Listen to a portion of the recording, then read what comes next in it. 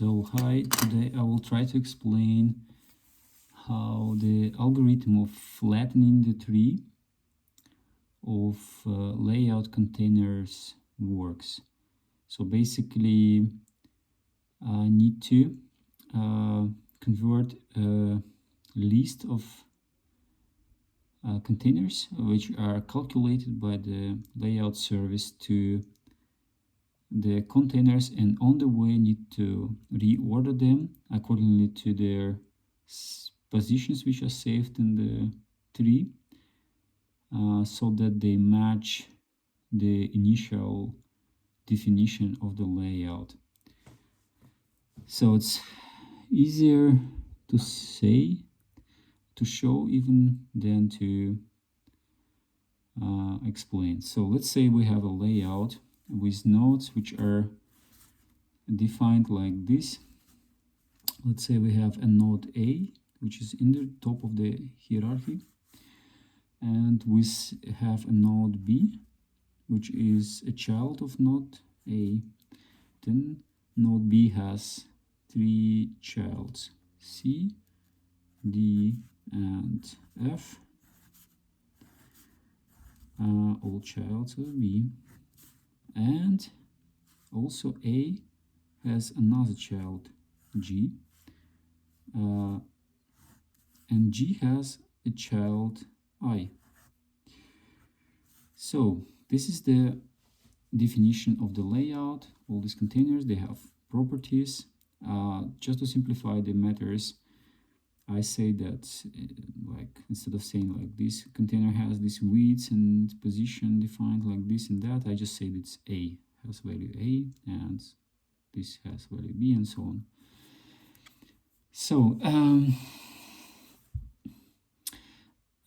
this is just a very high level input, but internally the algorithm which needs to reorganize this tree has the input like this.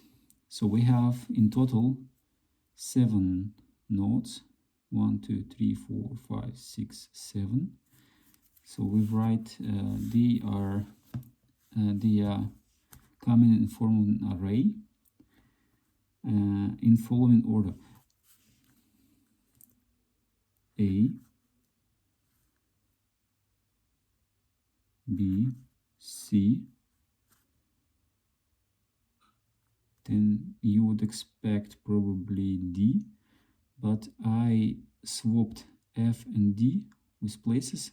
This is for stretching or flexible containers calculation optimization, where we say, let's say if D is a flexible container between two fixed size containers, we move always D to the last place and F on place of it, in order so that we calculate always fixed size containers first, and then we calculate flexible, which is taking the leftover space in the parent container.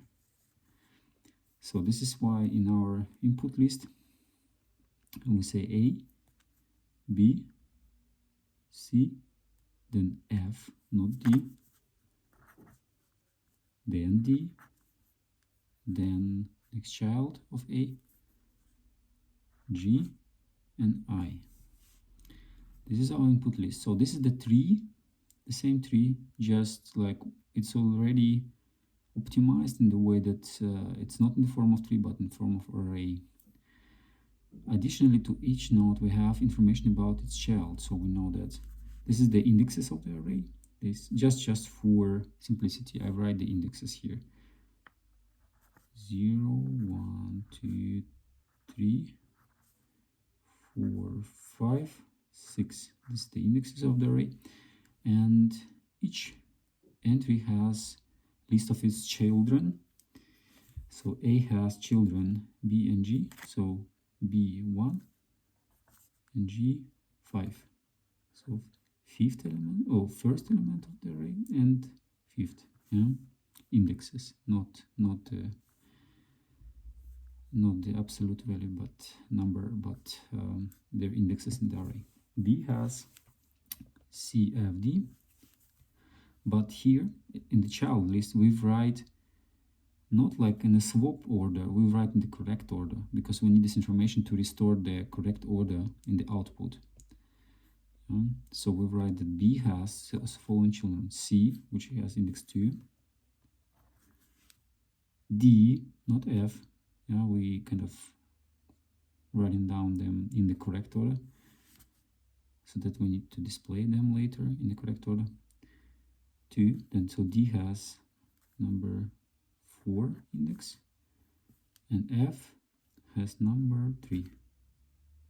So 2, 4, 3. So as you can see here, these indexes are swapped. So in the output, D will come in front of F, but in the calculations, F will come in front of D for the optimization, as I said before. Okay, so C doesn't have children, D.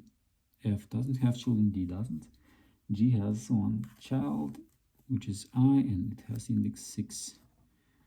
So this is our input data, input array of the elements which have list of childrens.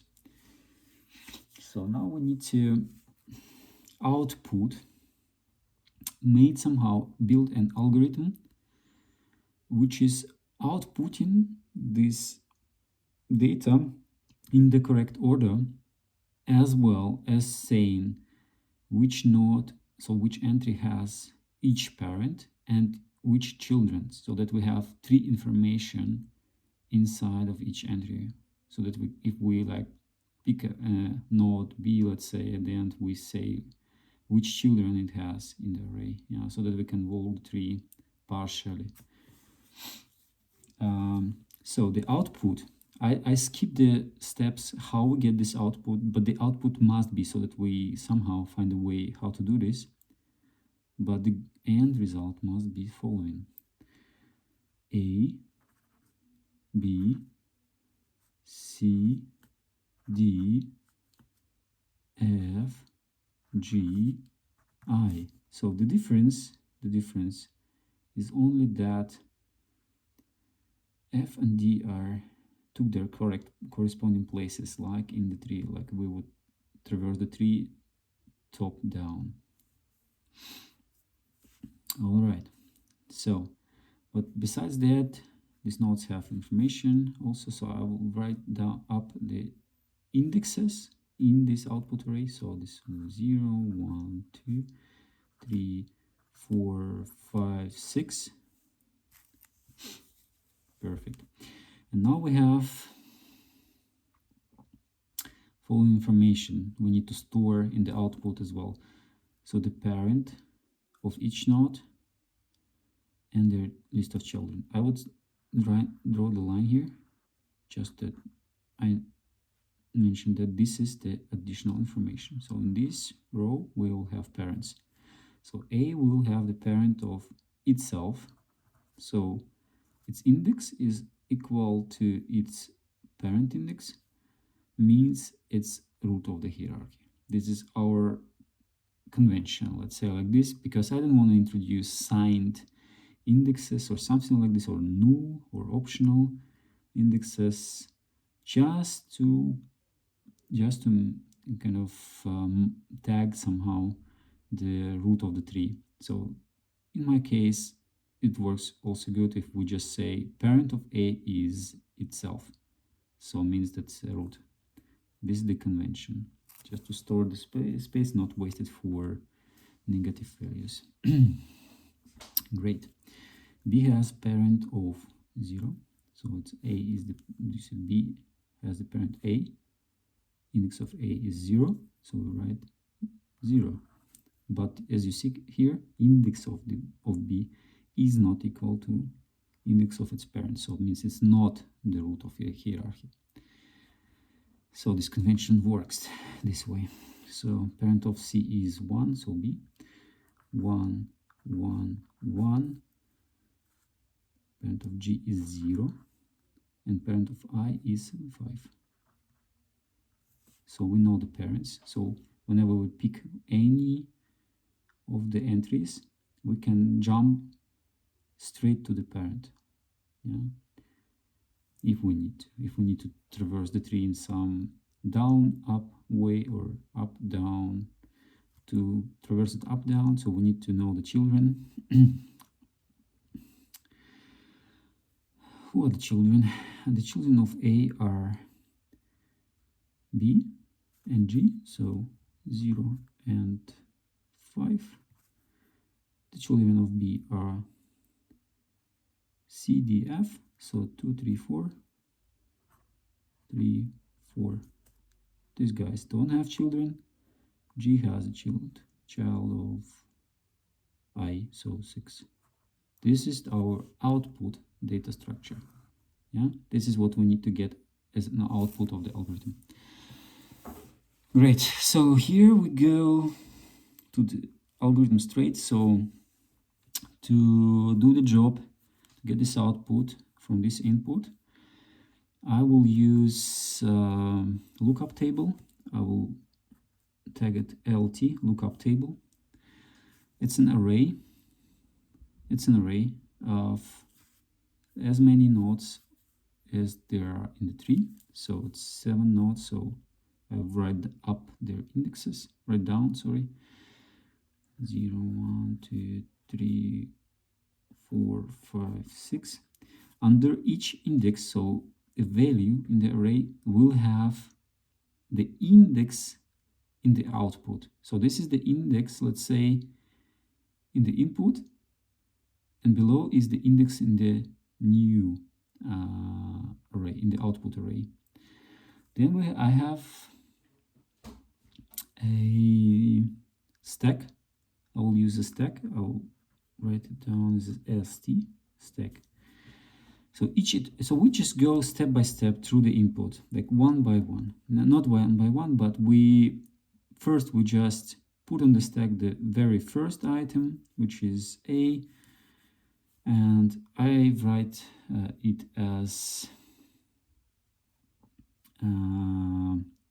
index in the input array, so its index is 0, and below, next to the 0, I write its parent, just for information, because each entry in the stack will have 2 pieces of information.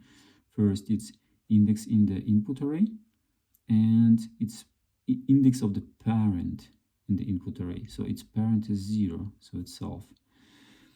Okay, this is top of the stack on this iteration.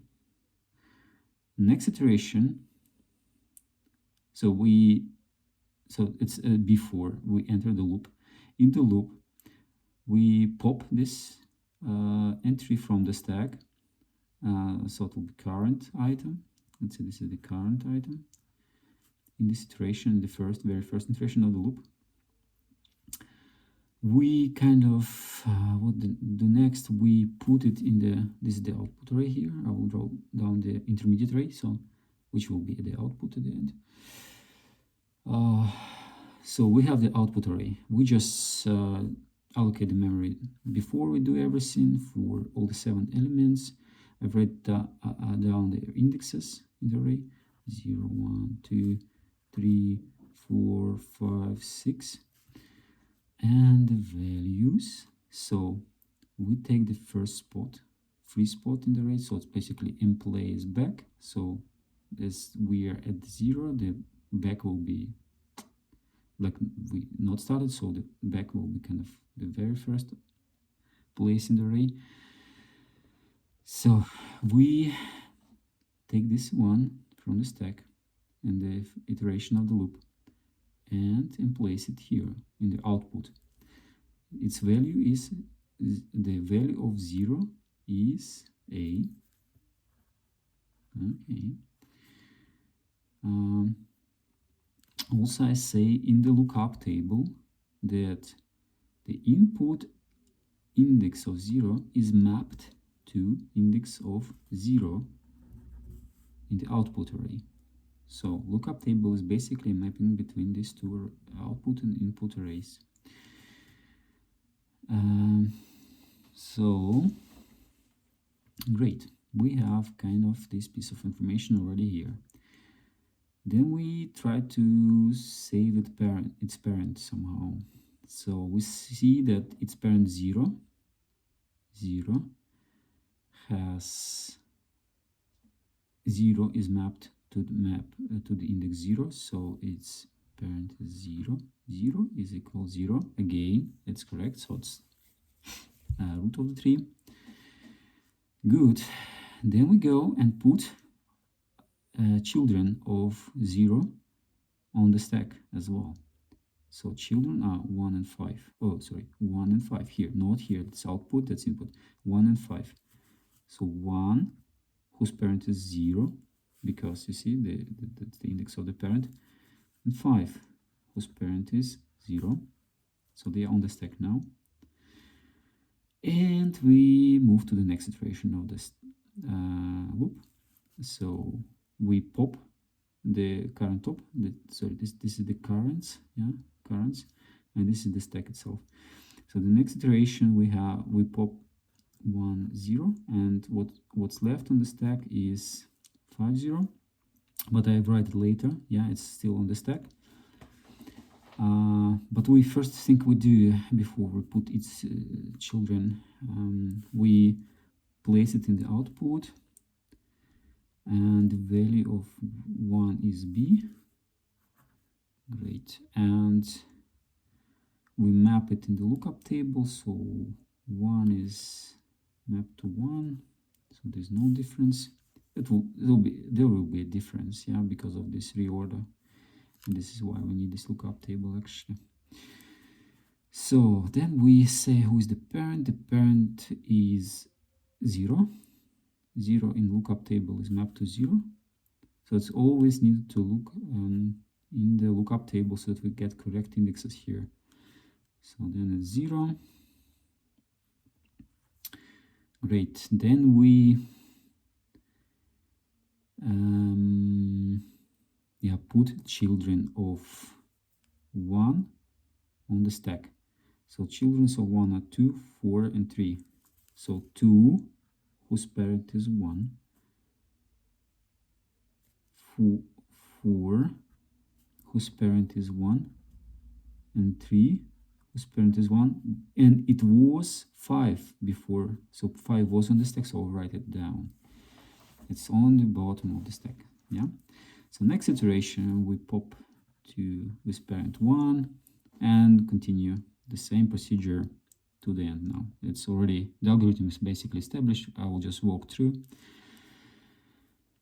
We take to put its value in the new array, in the free space, like next free spot is on the index 2.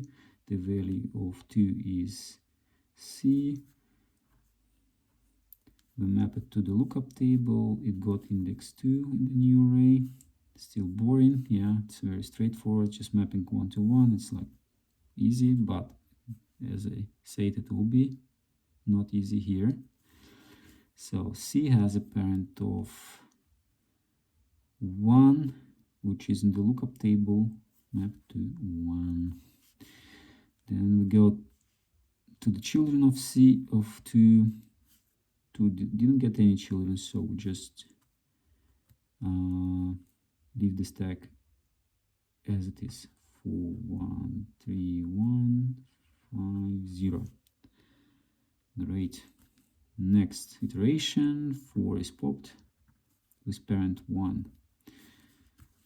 So we put it here. It got index already different from the input. Yeah, look, it's important. First value of 4 is D. So then the parent of the we need to map it, so the index 4 in the lookup table got mapped to index 3. Yeah, so we kind of skipped it, yeah, here. That's important. Magic of lookup table, it's very important. So D did get parent 1, which is mapped to 1. Great. So it's just 1. I forgot an important thing. Each time when we put something, we go to its parent and save the index of the element in its parents and its children array. So basically we write down children here as well. So 0 got, you see, we go to its parent, 0, and store there 1. Then we got here, we go to 1 and store the index 2 to children. Then we go to 1, store index 3, children. Here you can see it takes shape of the desired output. Yeah, you can see this is already taking the shape, so the algorithm is probably working. But I will continue. So next, right, this what's left on stack is 3, 1, 5, 0, and we jump to another iteration. 3, 1 is popped, so we go and put it here. 3 got value of f, its parent mapped to the lookup table, so basically 3 got index of 4, and its parent is 1. Then we save it to the children list of its parent 4. Write down on the stack there his children. He doesn't get children. Let's go. What's left on stack? 5, 0. Now we pop 5, 0 and go. The same procedure. 5 goes with value g here. Its parent is 0. 0 is mapped to 0. Save it to its parent. Let's go. Great, and store the children of 5 on the stack. This is children is 6, who is parent 5. Yeah, and we proceed to the last iteration. So basically we pop it from the stack. That's 5 with parent 6 with parent 5. So we store 6 on this one in the new array. In the output, it gets value I with parent 5 got. Oh, I forgot to map it in the lookup table. It got basically the same index, right? Great, and then we write this parent here. 5 got 5. Then we map this guy also here. Don't forget this. 6 got index mapped to the index 6. Add it to its parent. Suck. That's it. Yeah.